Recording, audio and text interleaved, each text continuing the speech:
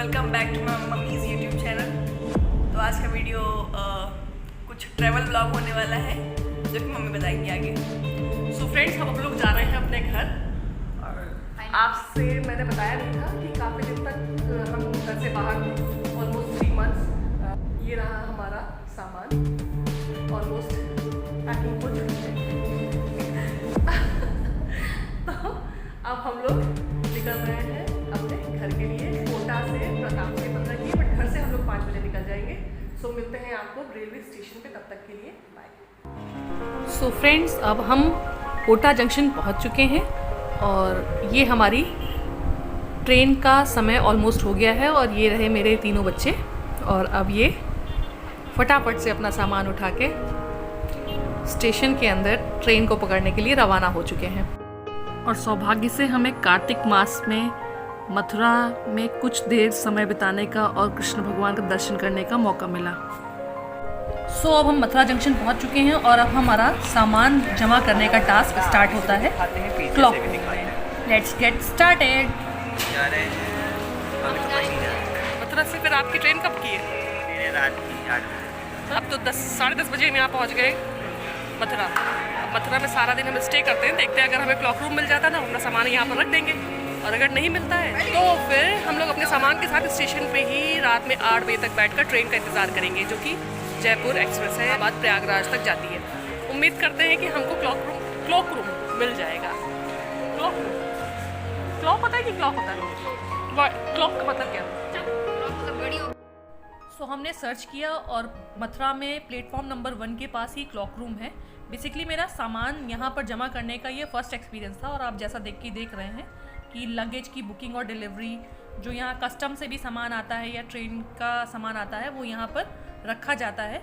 But लोगों की सुविधा के लिए ये इसको बनाया गया है कि आप अपना लगेज आप जो एक्स्ट्रा लेकर ना टहलना चाहें वो यहाँ पे आप जमा कर सकते हैं। उसके लिए वो आपको आपके पर सामान के ऊपर आपको एक स्लिप काट के देते हैं, और उसके लिए आपको कुछ वहाँ पर पैसा पे करना पड़ता है।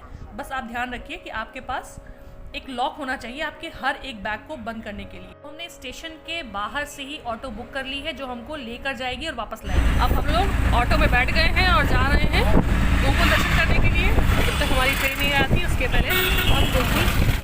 तो भाई अब हमारी ऑटो चल पड़ी है गोकुल की तरफ। आप तो जानते हैं कि गोकुल कृष्ण भगवान का लालन पालन का स्थान है, और गोकुल वो पहुँचे कैसे थे उसके लिए भी आपको वो रास्ता तो दिखाना ही पड़ेगा। तो चलिए मेरे साथ। सबसे पहले हम दर्शन करते हैं उस मार्ग का जिससे होकर मथुरा से गोकुल श्री कृष्ण भगवान पहुँचे थे। सिर पर एक टोकरी पर रखकर कंस की जेल से बाहर निकालकर यमुना मैया को पार करके वासुदेव जी ने कृष्ण भगवान को यशोदा मैया के घर पर सुरक्षित पहुँचाया। इसी नदी को पार करके कृष्ण भगवान बचपन में गोकुल आए थे। वैसे तो कृष्ण भगवान की लीलाएं दुनिया में हर जगह हर व्यक्ति के मुंह से आप सुनेंगे।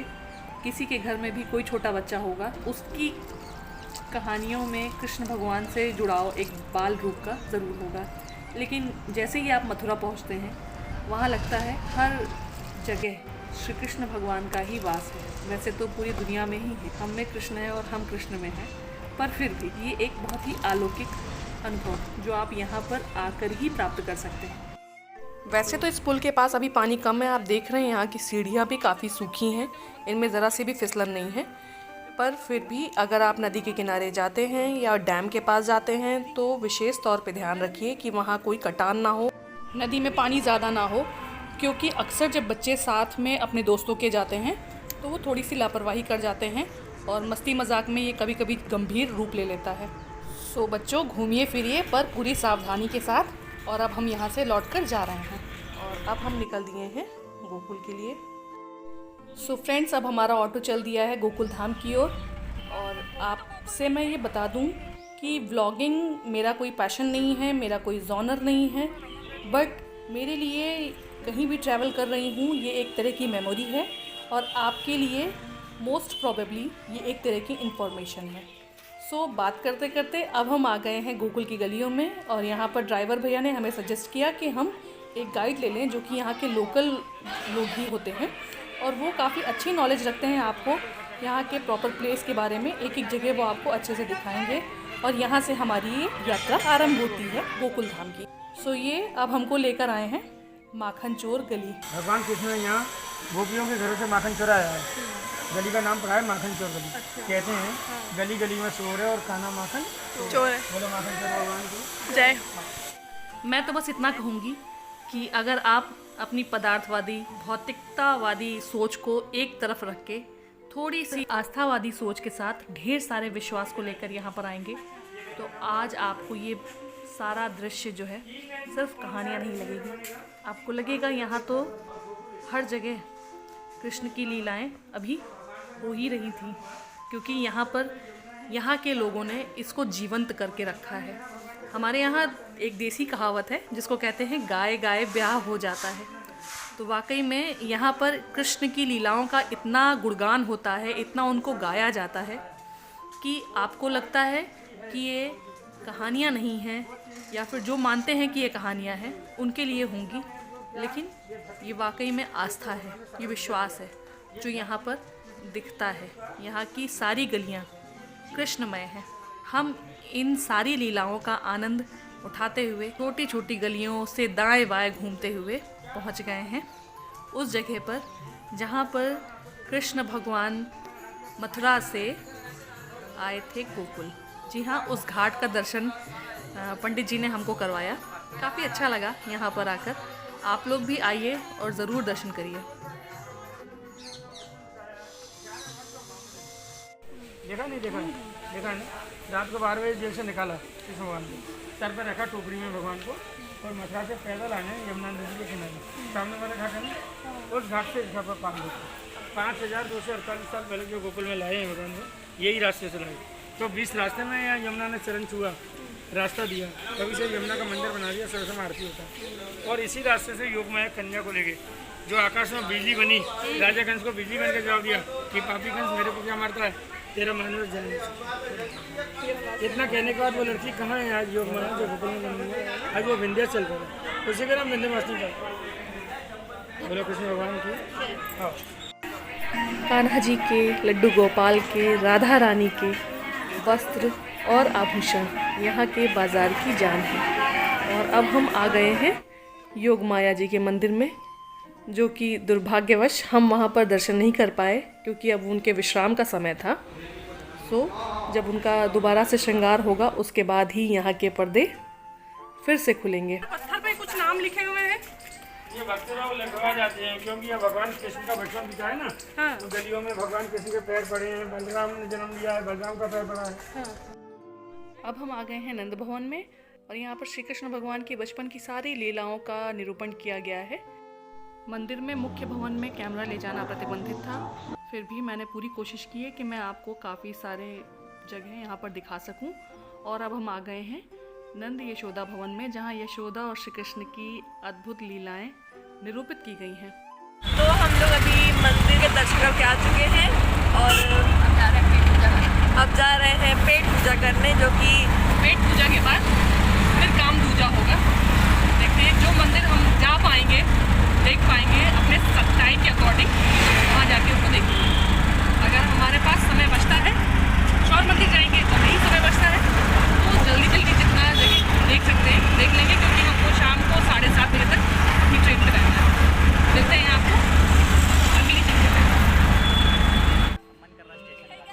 अभी हम लोग हैं ब्रिजवासी और अब हम ऐसे टहलने निकलेंगे 4 बजे तक। अगर कहीं कुछ घूमने को मिल जाता है तो घूमेंगे, नहीं तो फिर वापस स्टेशन पहुंच जाएंगे। लेड़ा बना रही है आपको। सो हम लोग काफ़ी देर के भूखे लोग और फटाफट से हम सिर्फ खाने पर टूट पड़े और बिना खाना खाए हमने दाएं बाएं कुछ नहीं देखा। और जब तक एकदम बस पेट नहीं फुल हुआ, हम चालू थे, लगे पड़े थे खाने में। और इसके बाद आपको मैं ये शॉप का विज़िट कराती हूँ। काफ़ी अच्छी स्वीट्स की रेंज, स्नैक्स की रेंज, बेकरी की रेंज, आप कह लीजिए खाने से रिलेटेड कुछ भी सामान यहाँ पर काफ़ी अच्छा है। सो हम यहाँ पर खा वापस निकल पड़े आगे यात्रा पर। बेसिकली ये आउटलेट काफ़ी पास है रेलवे स्टेशन के, तो आप यहाँ पर ज़रूर आएँ। कहाँ जा रहे हो?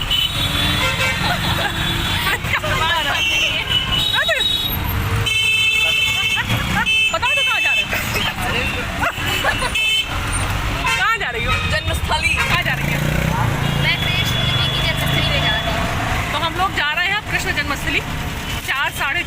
यहाँ पे सबने बताया कि वो मंदिर दोबारा से दर्शन के लिए खुल जाता है भगवान जी जब विश्राम करके उठते हैं। तो अब हम देखते हैं वहाँ लाइन का क्या सिस्टम है। मथुरा वृंदावन में ज़्यादातर मंदिर दोपहर में 12 साढ़े 12 बजे बंद हो जाते हैं और शाम को 4 साढ़े 4 बजे खुलते हैं। अपने समय का विशेष ध्यान रखते हुए आप यहाँ पर दर्शन करने आएँ ताकि आने के बाद आपको वापस बिना दर्शन करे ना जाना पड़े। हम आ गए हैं अब श्री कृष्ण जन्मस्थली, जहाँ पर श्री कृष्ण भगवान ने जन्म लिया था। और ये रेलवे स्टेशन से और ब्रिजवासी की जो शॉप थी वहाँ से काफ़ी पास था। और ये है बेसिकली क्लॉक रूम, जिसकी स्पेलिंग मैंने फ़र्स्ट टाइम देखी। तो अंदर मंदिर में कैमरा अलाउड नहीं है। सारे सामान यहाँ क्लॉक रूम में, आपने जो छोटा बड़ा बैग लिया है, मोबाइल लिया है, सब जमा हो जाता है। और काफ़ी ज़्यादा चेकिंग के बाद अब आपको अंदर मंदिर में प्रवेश दिया जाएगा। और हम यहाँ पर अब दर्शन करके फाइनली लौट आए हैं। बहुत ही अच्छा प्रांगण था। सुरक्षा के दृष्टिकोण से यहाँ काफ़ी सतर्क थे लोग। और अब हम प्रसाद लेकर रेलवे स्टेशन वापस लौट जा रहे हैं। हम यहाँ पर जन्मस्थली घूम चुके हैं, गोकुल धाम घूम चुके हैं और इसके अलावा हमारे पास टाइम नहीं था कि हम प्रॉपर समय पर पहुँच जाएँ। हमने अपना सामान क्लॉक रूम से वापस निकाल लिया है और अपने स्टेशन पर आ गए।